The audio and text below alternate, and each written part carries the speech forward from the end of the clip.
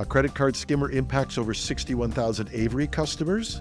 The city of Hamilton estimates a $52 million bill to rebuild IT systems after a ransomware attack. And Microsoft issues a critical Outlook patch for an actively exploited vulnerability. This is Cybersecurity Today. I'm your host, Jim Love. A new study highlights serious vulnerabilities in Internet tunneling protocols, leaving more than 4.2 million systems exposed to potential exploitation. The affected protocols IPIP, GRE, 4 and 6, and 6 and 4 are widely used for transferring data across networks, but researchers discovered a critical flaw. Many systems accept tunneling packets without verifying the sender's identity. This oversight allows attackers to hijack these systems for anonymous attacks, denial of service campaigns, and unauthorized access to private networks. The study was conducted by cybersecurity experts at KU Leuven and Top 10 VPN. An internet-wide scan identified vulnerable systems in countries including China, France, Japan, the US, and Brazil. Devices include VPN servers, routers provided by internet service providers, and mobile network gateways. To address these risks, network administrators are urged to implement authentication and encryption for tunneling protocols, update network devices, and conduct routine security audits. With millions of hosts at risk, these measures are critical to preventing attackers from exploiting these weaknesses. A data breach at label maker Avery has compromised the payment details of 61,000 customers, exposing them to potential fraud.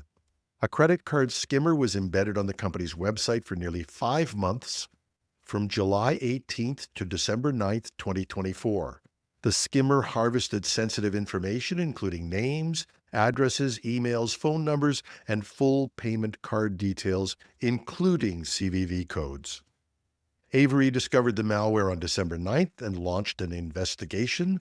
Since the breach, customers have reported fraudulent charges and phishing attempts. In a statement, Avery expressed regret and committed to improving its cybersecurity measures to prevent future incidents. Credit card skimmers are hard to detect because they exploit vulnerabilities in website content management systems. Malicious JavaScript is seamlessly integrated with legitimate scripts, making attacks difficult to spot. Experts recommend keeping antivirus tools updated and enabling browser protection to block skimmers. Customers are also advised to monitor their bank accounts for unusual activity and report fraudulent transactions immediately. The city of Hamilton in Ontario, Canada, is committing $52 million over the next 3 years to rebuild its secure IT infrastructure after a ransomware attack in February of 2024. The attack disrupted municipal services, including transit, payroll, tax systems, and building permit applications. And although most systems have been restored, city officials acknowledged the need for long-term improvements to prevent future incidents. Of the $52 million, $30 million will be spent in 2025. The funds will support 21 priority projects, including upgrading asset management systems, fire dispatch software, and financial platforms. The plan also includes hiring 48 full-time staff, such as project managers, AI specialists, and cybersecurity analysts to oversee IT improvements. However, some details remain confidential, raising concerns about transparency. Councillor Brad Clark criticized the secrecy, saying, "If we're spending this kind of money, residents deserve to know where it's going." Officials argue that withholding specifics is necessary to avoid exposing vulnerabilities. A planned cybersecurity audit will assess the city's response and recommend further defenses to ensure resilience against future attacks. And Microsoft has issued a critical update for Outlook to patch CVE 2025-21298, a vulnerability rated 9.8 out of 10 on the Common Vulnerabilities and Exposures, or CVE, scale. The flaw lies in a Windows Object Linking and Embedding, or OLE, mechanism that allows attackers to execute remote code using malicious rich text format, or RTF, documents. The vulnerability can be exploited through email phishing campaigns, and even the Outlook preview pane can serve as an attack vector.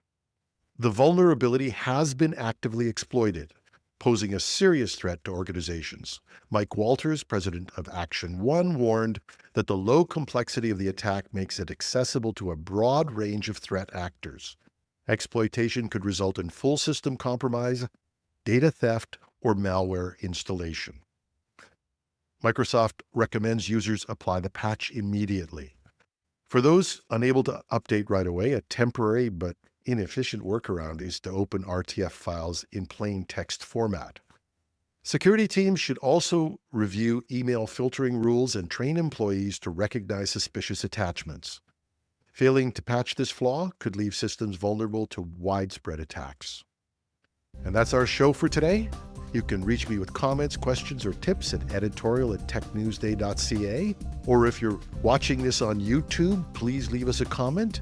To those who have already left comments, and to some of you who put some likes and thank yous and even subscribed, thank you. It's helping us build this YouTube audience. I'm your host, Jim Love. Thanks for listening.